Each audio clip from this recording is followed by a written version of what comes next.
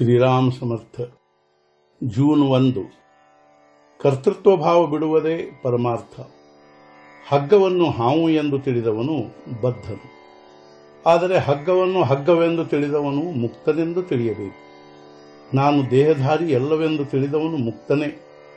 ಸತ್ಯದ ಜ್ಞಾನ ಮಾಡಿಕೊಳ್ಳುವುದೆಂದರೆ ಮುಕ್ತಾವಸ್ಥೆಯೇ ಆಗಿರುತ್ತದೆ. ನಮ್ಮ ಬದ್ಧಾವಸ್ಥೆಯನ್ನು ನಾವೇ ನಿರ್ಮಾಣ ಮಾಡಿಕೊಂಡಿರುತ್ತೇವೆ. ಕಾಳಜಿ, ತಳಮಳ, ದುಃಖ ಇವು ಬದ್ಧತನದ ಲಕ್ಷಣವಾದರೆ, ಯಾವುದೇ ಪರಿಸ್ಥಿತಿಯಲ್ಲಿ ಆನಂದದಲ್ಲಿರುವುದು ಮುಕ್ತತೆಯ ಲಕ್ಷಣವಾಗಿರುತ್ತದೆ.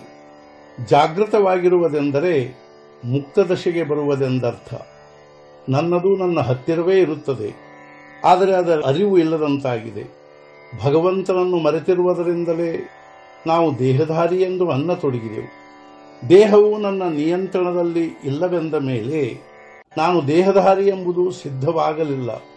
ನಾವು ಕರ್ತೃತ್ವ ಭಾವವನ್ನು ನಮ್ಮ ಕಡೆಗೆ ತೆಗೆದುಕೊಳ್ಳುವುದರಿಂದ ಅದರೊಂದಿಗೆ ಸುಖ ದುಃಖಗಳು ಕೂಡ ನಮ್ಮ ಕಡೆಗೆ ಬರುತ್ತವೆ. ನನಗೆ ಸುಖವೂ ಇಲ್ಲ, ದುಃಖವೂ ಇಲ್ಲ ಎಂದು ಅನಿಸುವವನು ಮುಕ್ತನೆಂದೇ ತಿಳಿಯಬೇಕು. ಕರ್ತೃತ್ವ ಭಾವವು ಘಾತಕವಾಗಿರುತ್ತದೆ.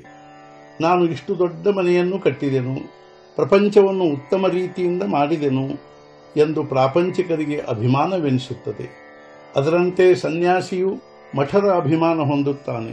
ಆದ್ದರಿಂದ ಈ ಕರ್ತೃತ್ವ ಭಾವನೆಯ ಬಾಧೆಯಿಂದ ಇಬ್ಬರು ಸಹಜವಾಗಿ ಬಿಡುಗಡೆ ಹೊಂದುವುದಿಲ್ಲ. ಈ ಕರ್ತೃತ್ವ ಭಾವವನ್ನು ಬಿಡಬೇಕೆಂದರೂ ಅದು ನಮ್ಮಿಂದ ಬಿಡುಗಡೆಯಾಗುವುದಿಲ್ಲ ಎಂಬ ಅನುಭವ ನಮಗೆ ಯಾವಾಗಲೂ ಬರುತ್ತದೆ.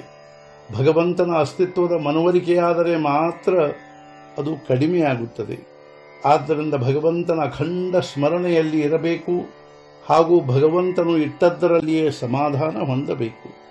ಭಗವಂತನ ಸ್ಮರಣೆಯ ಹೊರತು ಯಾವುದರಲ್ಲಿ ನಮಗೆ ಸುಖವೆಂದು ಅನಿಸುತ್ತದೆಯೋ ಅದು ವಿಷಯವೆಂದು ತಿಳಿಯಬೇಕು. ವಿಷಯದ ಸಹವಾಸದಲ್ಲಿ ನಾವು ಪರಮಾತ್ಮನಿಂದ ದೂರವಾಗುವುದಕ್ಕೆ ಪ್ರಪಂಚವೆನ್ನುತ್ತಾರೆ, ಹಾಗೂ ಪರಮಾತ್ಮನ ಸಹವಾಸದೊಂದಿಗೆ ವಿಷಯದಲ್ಲಿರುವುದಕ್ಕೆ ಪರಮಾರ್ಥವೆನ್ನುತ್ತಾರೆ. ಫಲದ ಅಪೇಕ್ಷೆಯನ್ನಿಟ್ಟುಕೊಂಡು ನಾವು ಮಾಡುವ ಕೃತಿಗೆ ಕರ್ಮವೆನ್ನುತ್ತಾರೆ. ಆದರೆ ಕಿಂಚಿತ್ತೂ ಫಲಾಪೇಕ್ಷೆ ಇಲ್ಲದೆ ಮಾಡುವ ಕರ್ಮವೇ ಕರ್ತವ್ಯವೆನಿಸುತ್ತದೆ. ಹಾಗೂ ಈ ರೀತಿಯ ಕರ್ತವ್ಯವನ್ನು ಭಗವಂತನ ಸ್ಮರಣೆಯೊಂದಿಗೆ ಮಾಡುವುದಕ್ಕೆ ಪರಮಾರ್ಥವೆನ್ನುತ್ತಾರೆ. ಇದನ್ನು ಮಾಡುತ್ತಿರುವಾಗ ಭಗವಂತನನ್ನು ನಮ್ಮ ದೃಷ್ಟಿಯಿಂದ ದೂರವಾಗಿರುವುದಕ್ಕೆ ಅನುಸಂಧಾನವೆನ್ನುತ್ತಾರೆ. ಉದಾಹರಣೆಗೆ, ನಾವು ಒಂದು ಉತ್ತಮ ಪುಸ್ತಕ ಓದುತ್ತಿರುವಾಗ ನಮ್ಮ ಕಾಲಿಗೆ ಒಂದು ಇರುವೆ ಕಡಿಯುತ್ತದೆ. ಆಗ ನಮಗೆ ಅದರ ಅರಿವು ಕೂಡಲೇ ಆಗುತ್ತದೆಯಲ್ಲವೇ?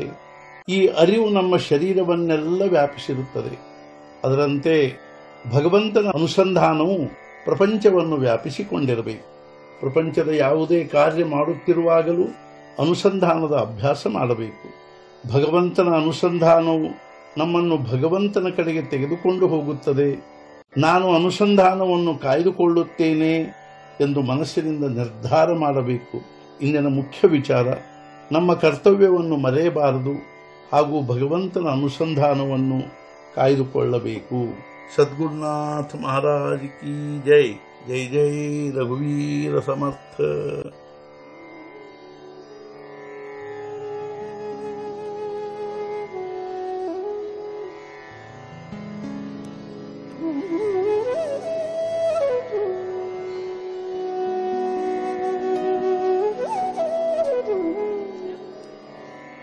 Mm-hmm.